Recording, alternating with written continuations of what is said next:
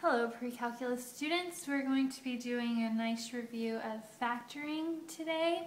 I'm going to go through some tips before we do a few examples. So please have notes out and be following along with me as I go. First of all, there are three important formulas that come with factoring that you should always be aware of.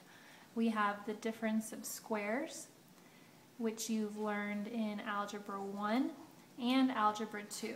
The difference of squares says if you have a squared minus b squared, you can easily factor that into a plus b multiplied by a minus b.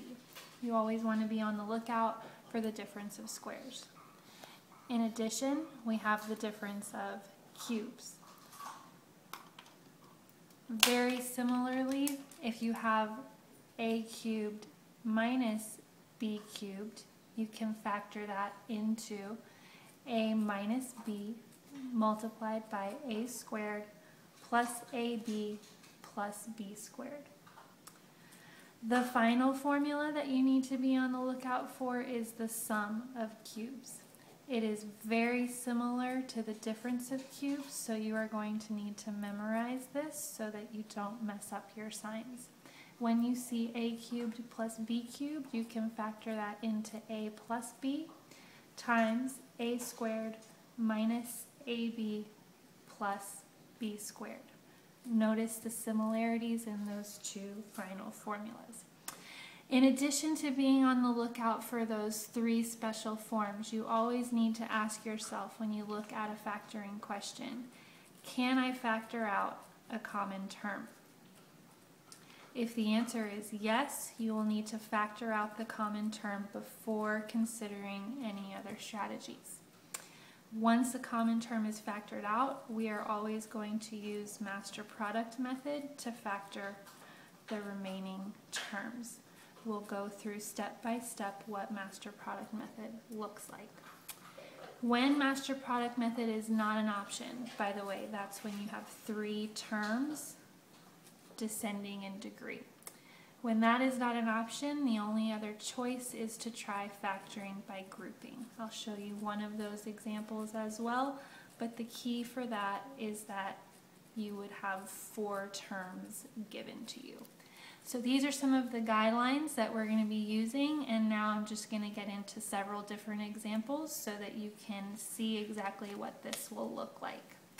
First example, we are going to start simple with x squared minus 14x plus 33. Since there are three terms here in this particular problem and they are descending in degree from degree 2 to degree 1 to degree 0, and since I cannot factor out a common term, I'm going to go straight into the master product method. To start, I'm going to do a little bit of side work. To begin the master product method, you multiply the first term by the last term. That's x squared times 33, which gets me 33x squared. And I break that down into two factors that will multiply to give me 33x squared and add to give me the middle term over here, negative 14x. Thinking about factors of 33x squared, I'm immediately drawn to 11 and 3. Since my negative 14 over here is negative, I recognize that I'm going to need to factor this using the negative 11x and negative 3x. From here, our side work is done, and we are going to return back to the original problem. I'm going to keep the first and last terms as is. That is going to remain x squared and plus 33. In the middle of my expression, instead of writing negative 14x, I'm going to replace the middle term with the two factors that I found, negative 11x and negative 3x. From here, I'm set up perfectly to factor by grouping. When I look at the first pair, x squared minus 11x, you should recognize that we can factor out an x. In doing so, I'm left with x minus 11. I then go to the second group, And I should recognize that by factoring out a negative 3, I am again left with x minus 11. From here, my work is complete, and I know that I'm on the right track because I have a matching factor in both sets. My final factored form is x minus 11 times x minus 3. First factoring problem finished. That's a very straightforward example, and a lot of you might be asking yourself, why don't I just use the box method? We'll see why this master product method is beneficial in example 2. Notice here the leading coefficient is a 6, which makes this a much more difficult question to use with the box method like you're used to. So since again my degree is in descending order and I have 3 terms that cannot be, they cannot factor out a common term here, I'm going to start with my side work and follow along the same process. Instead of having to do trial and error like I would with the box, I get to start by multiplying 6x squared by 12. That gets 72x squared, and I break that down. 2 factors of 72x squared, that will get me 17x when I add them together. You should recognize immediately that's 8x and 9x. From here, master product method says keep the first and last term as is, meaning 6x squared and positive 12 do not change, and replace 17x with the 2 terms that we found over here. Positive 8x, positive 9x. I will then group and finish my factoring. If you look at the first 2 terms, 6x squared and 8x have a 2x in common. When I factor out a 2x from 6x squared, I'm left with 3x. When I factor out a 2x from 8x, I'm left with a positive 4. If all goes well, I should get the same group on my second pair. 9x and 12 share a 3. Factoring out that 3 leaves me with 3x plus 4. My factoring is just about complete. I take the common pair, 3x and 4, and multiply by the remaining factor, 2x plus 3. Finished with that. So far so good, I hope. Have a few more examples to get through. When you look at example 3 here, 27x cubed minus 8, this should be pretty obvious, I hope, that this is a special scenario where one of the formulas that we mentioned is going to come into effect. When I see numbers like 27 and 8, my brain immediately recognizes that those are perfect cubes. I would start by rewriting this as 3x to the power of 3 minus 2 to the power of 3, so that I can go right into the difference of cubes formula that we mentioned above. I'm going to go ahead and write my difference of cubes formula right underneath so that I can simply mirror the steps. We saw on the first page that a cubed minus b cubed can be factored into a minus b times a squared plus ab plus b squared. With the way that I rewrote the original problem, it should be fairly straightforward for us to recognize that my a is 3x and my b is 2. Therefore, when I fill in this formula over here, I'm looking at 3x minus 2, that's my a minus b, multiplied by 3x squared plus my a times b is going to be 3x times 2 plus b squared, which is 2 squared. I just need to clean this up a little bit and I will have my final answer. I'm going to go down here where I have some room. This simplifies into 3x minus 2 times 9x squared plus 6x plus 4. Finished factored form. Some of you might be asking yourself, should I use master product method on the the following trinomial here once I've finished factoring using the formula?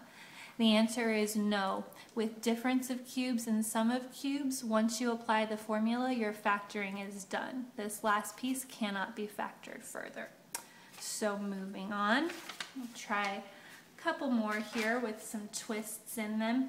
Notice on example 4, we have 3 terms, which makes me think I should attempt master product method immediately. The 3 terms descend in degree, so things look good. However, the first thing you should always ask yourself when you're dealing with a factoring problem is, can I factor out a common term? Do the terms that I see have something in common? And the answer here is yes. The coefficients, 24, 10, and 4, definitely share a common factor of 2. But if you look at the variables here as well, x to the 4th, x cubed, and x squared, I can also factor out an x squared before I begin my work. So I'm going to factor out a 2x squared from all 3 of the terms that are given to me. In doing that, my first piece is going to be 12x squared, followed by a positive 5x and a minus 2. Notice, after factoring out the 2x squared, the remaining trinomial is much more equipped to be handled using master product method because I start with a square and descend in degree until I'm left with just a constant. So from here, we're going to apply master product method just like before with a little bit of side work. This should be pretty straightforward at this point since we've done this quite a few times. I'm going to leave the 2x squared out of my work here. That's a common factor that does not affect our master product method strategy. So I'm going to multiply 12x squared by negative 2. That gets me negative 24x squared, which we need to break down. This is the first time we've had to deal with a negative. So we're going to think about 2 factors of negative 24x squared that will add up to positive 5x. You should hopefully be thinking of 8 and 3 as your coefficients, and then you just need to decide which will be negative. I believe we have 8x and negative 3x that will add up to give me that positive 5. From here, as I mentioned before, in master product method, the first term, the 12x squared, and the last term, the minus 2, remain unchanged. The only piece that I'm adjusting is the 5x. In our case here, I'm also going to bring down the 2x squared, since that is not affecting my master product method. The 5x I will replace with a positive 8x and the minus 3x and go into grouping. If I group 12x squared and 8x, I notice that both of those share a 4x that I can factor out of the problem. If I take 4x out of 12x squared, I have 3x remaining. And if I take a 4x out of 8x, I have a positive 2. Grouping the second 2 terms, it would appear as though they have nothing in common. It's hard to think of something that I can factor out of a 3 and a 2. Keep in mind my 3 and 2 are both negative, and I have a 3x plus 2 in my parentheses already over here, which should hopefully indicate to you that you're on the right track simply by taking out a negative 1. Negative 1 factored out of negative 3x is 3x, and negative 1 factored out of negative 2 is positive 2. Just like before, we're in the same boat where we have matching sets of parentheses. For notation's sake, I do need to remember to bring my 2x squared down with me. From here, my final answer. The factored 2x squared, common factor of 3x plus 2, remaining factor of 4x minus 1. Problem solved. That's one of the more complicated factoring problems that you're going to have to deal with, where it is necessary to factor out a common term first before going into the master product method. How am I on time? All right, I'm going to skip to example 6 really quick. This is a situation where you start with 4 terms. So master product method is not a good starting place here. However, I told you before that as a last resort, if you're given 4 terms, you should always attempt grouping. What happens here is that we're already well into the master product strategy. If I notice, my first 2 pairs definitely share a 3y. When I factor out a 3y, I'm left with 2y minus 3. My second 2 terms share an 8. When I factor out an 8, I'm left with 2y minus 3. Just like before, the common group is 2y minus 3 multiplied by the remaining terms 3y plus 8. People think that 4-term problems are more difficult, but we're actually already halfway into our work, and this is a much more straightforward factoring problem. So you got 5 examples there that should get you well on your way to reviewing factoring. I would practice, practice, practice. This is something that gets much better the more that you do. Thanks, good luck, see you later.